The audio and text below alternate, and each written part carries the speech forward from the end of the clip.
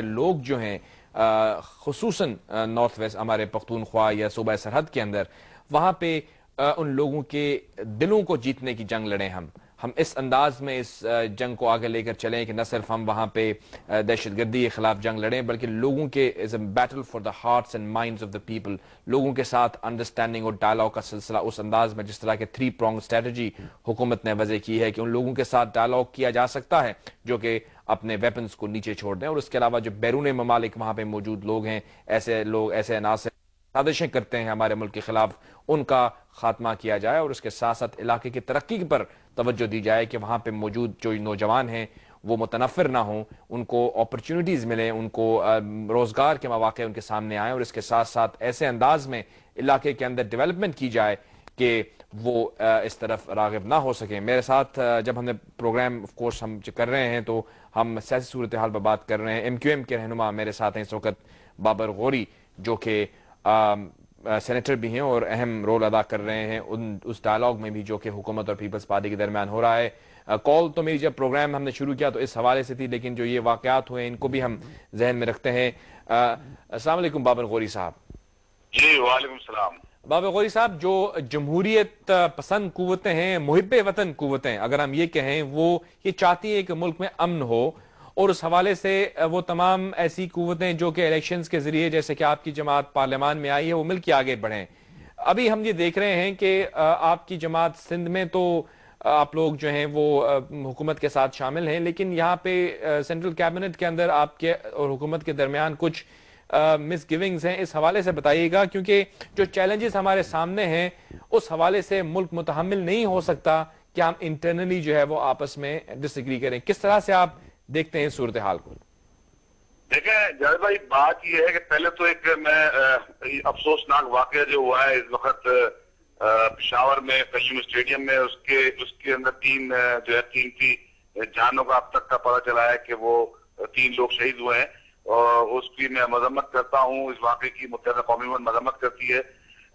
اس وقت جو صورتحال ہے اس سے بہت پہلے قائد تحریک نے الطاف بھائی نے یہ بات پاکستان کی عوام کو، پاکستان کے تمام سیاسی قائدین کو یہ کہا تھا کہ پاکستان جس چیلنجز کا سامنا کر رہا ہے اس کے لیے بہت ضروری ہے کہ تمام قوتیں، پاکستان کی سیاسی قوتیں مل جائیں، جو محب وطن قوتیں، سیکولر قوتیں، وہ مل کے سیاسی قوتیں اس کا مقابلہ کریں۔ اور اس کے ساتھ ساتھ انہوں نے یہ بھی کہا تھا، آپ کو یاد ہوگا، کہ ایک معاشی سونامی آ رہا ہے، اس کو فیس کرنے کے لیے ہمیں جو ہے ایسے اقدامات کرنے چاہیے اور اپنے آپ کو مضبوط کرنا چاہیے، اور وہ معاشی سونامی آ گیا، اور پاکستان اس وقت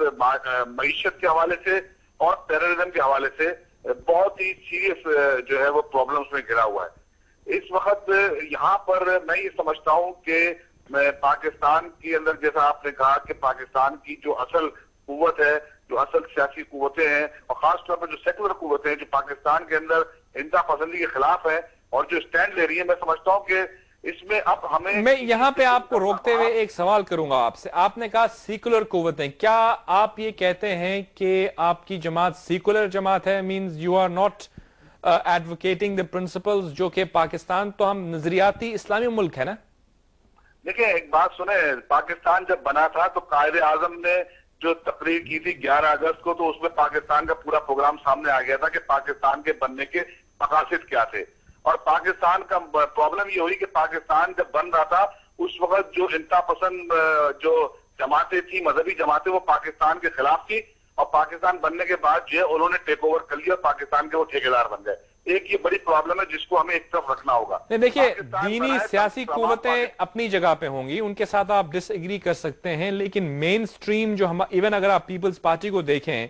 وہ بھی واضح کرتے ہیں کہ اسلام از اے ریلیجن، ان کے منشور کا حصہ ہے۔ تو سیکولرزم کی بات جب آپ کرتے ہیں تو وہاں تو کچھ اور سوال جنم لیتے ہیں جو میرے اس پروگرام میں ہم شاید زیر بحث نہ بھی لائیں، بعد میں کر سکتے ہیں اس کے بارے میں، لیکن یہ ایک بڑی بحث ہے۔ سیکولرزم کا مطلب یہ نہیں ہے کہ خدا نہ خواستہ کہ ہم لوگ جو کئی غیر مسلم ہو گئے، یا ہمارے بھی متحدہ قومی موومنٹ کا جو منشور ہے، ظاہر ہے اسلام ہمارا دین ہے، ہمارا مذہب ہے، اور جو ہمارا اصل مذہب کے اندر جو ہدایتیں ہیں جس میں تمام انسان برابر ہیں، اور اسلام کے اندر ہی ہماری جو ہدایت ہے۔ لیکن بیسک سوال ہے، کیونکہ آپ نے مینشن کیا لفظ کا، میں بخوبی واقف ہوں سیکولر ڈیفینیشن کیا ہوتی ہے،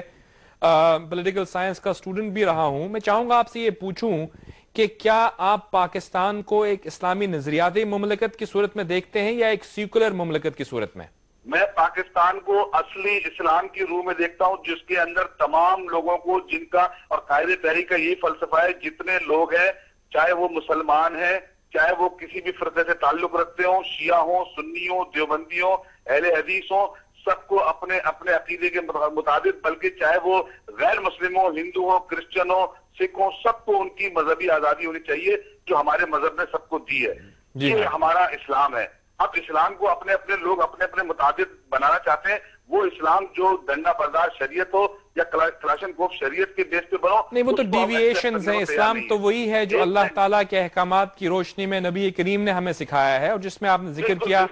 اقلیتوں کا بھی اس میں حق ہے، اور اس کے علاوہ تمام مکاتب فکر کا احترام کیا جاتا ہے۔ آپ صحیح سمجھے، یہ ہمارا اسلام ہے اور ہمیں اسی کو فالو کرنا ہے، یہ ہماری پالیسی ہے۔ اب موضوع کی طرف آتے ہیں، کیونکہ موضوع کی طرف آتے ہیں، ہم تھوڑا اس سے ہٹ گئے، اور میں موضوع پہ آتا ہوں جاوید بھائی۔ اس میں ایک بڑا امپورٹنٹ، پلیز کائنڈلی ذرا دیکھیں کہ پاکستان کے اندر جب یہ صورتحال بڑھ رہی تھی اور اس کو قائد تحریک الطاف بھائی نے جب اس کو مینشن کیا، خاص طور پر جو طالبانائزیشن جس تیزی سے ہمارے برابر افغانستان سے سرحدی علاقوں میں آئی، سرحدی علاقوں سے اب سیٹلڈ ایریا میں آ رہی ہے، جیسے پشاور شہر آپ کے سامنے آج موجود ہے، کراچی کے اندر جو سراؤنڈنگ میں تمام طالبان آئے ہوئے ہیں، اس وقت جب قائد تحریک نے یہ بات کہی تھی تو اس وقت کئی لوگوں نے یہ بیان دیا تھا، خصوصاً ANP کی طرف سے بھی بیان آیا کہ طالبانائزیشن نہیں ہے، لیکن اتفاق کی بات ہے کہ ایک افسوسناک واقعہ اسفندیار ولی صاحب کے گھر سے ہوا، آج بشیر احمد بلور صاحب کے واقعہ اللہ تعالیٰ کرم ہے کہ دونوں اللہ نے ان کو بچایا، اور اس بات کے بعد ان کا بیان آیا کہ ہم طالبانائزیشن کے اس چیز کے عمل کو آگے نہیں بڑھنے دیں گے۔ اس کا مطلب ہے کہ جو حقیقت ہے وہ قائد تحریک نے جو بیان کی تھی، اب صورتحال پاکستان کے جس طرح شہروں میں آ رہی ہے، اس سے پہلے آپ نے دیکھا ساؤتھ پنجاب میں واقعات ہوئے، پنجاب کے کچھ علاقوں میں واقعات ہوئے، پھر کراچی کے اندر جس تیزی سے طالبانائزیشن ہو رہی ہے، کچھ لوگ تو یہ بھی کہتے ہیں طالبانائزیشن کا ذکر پروگرام کیا ہے کہ تمام سیاسی قوتوں کو آپ اپنی تمام اختلافات ایک طرف رکھ کے پاکستان کو بچانے کی ہمیں سب کو ایک ہونا ہوگا۔ یہی وجہ ہے کہ قائد تحریک آج تک پاکستان پیپلز پارٹی کو انکنڈیشنل سپورٹ اس لیے دے رہے ہیں کہ آج پاکستان کو ضرورت ہے اتحاد کی، ہمارے ذاتی اختلافات، ہمارے ذاتی مسائل ایک طرف، ہمیں اب سب سے پہلے پاکستان کو بچانا ہے۔ بالکل، پاکستان کے تحفظ کے لیے ہم کو یکجا ہونا ہے۔ میں ایگری کروں گا آپ سے۔ کچھ جو مبصرین ہیں وہ یہ سوال بھی اٹھائیں گے کہ آپ فرما رہے ہیں کہ طالبانائزیشن ہو رہی ہے، یہ جو بھی اگر اس کو ہم تصور کریں کہ یہ حقیقت ہے، تو کچھ لوگ یہ سوال کریں گے کہ تو یہ غالباً انہی پالیسیز کے نتیجے میں ایسا عمل سامنے آیا، یا تو فیلئر ہوگا ماضی کی حکومت کا کہ وہ اس کو پرسیو نہیں کر سکی، دیکھ نہیں سکی، چیک میں نہیں رکھ سکی کہ ایسا ہوا۔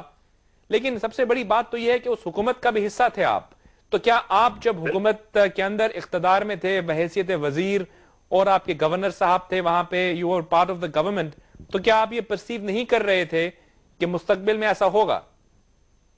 دیکھیں، بالکل ہم اس وقت بھی ہم یہ اعتراضات کر رہے تھے، لیکن پاکستان کے اندر یہ بدقسمتی رہی ہے کہ مختلف اوقات میں جب بھی کوئی چیز پوائنٹ اٹھاتی ہے، اور جو بھی گورنمنٹ ہوتی تھی اس گورنمنٹ میں آپ کو پتا ہمارا کیا پارٹ تھا، اور آپ یہ کہہ رہے ہیں کہ شاید یہ حقیقت ہو، یہ حقیقت ایکچولی ہو چکی ہے، جو سندھ میں بھی لوگ ڈینائی کرتے تھے۔ جب بلدیہ کے اندر یہ واقعہ ہوا، بلدیہ میں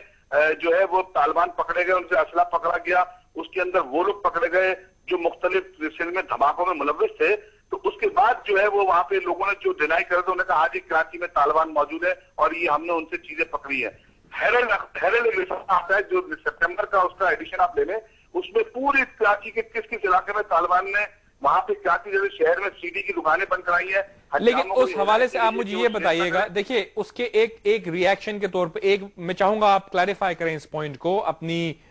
جو آپ کی ایکسپیرینس ہے کراچی کے حوالے سے بھی اور ملک کے حوالے سے بھی۔ لوگ یہ بھی کہتے ہیں کہ وار آن ٹیرر کے حوالے سے جو پالیسی ہماری حکومت نے اپنائی تھی، اور اس حکومت میں آپ بھی شامل تھے مشرف صاحب کی قیادت میں، تو اس کے نتیجے میں بھی یہ جو طالبانائزیشن کا عمل ہے یہ ریاکشن کے طور پر سامنے آیا ہے۔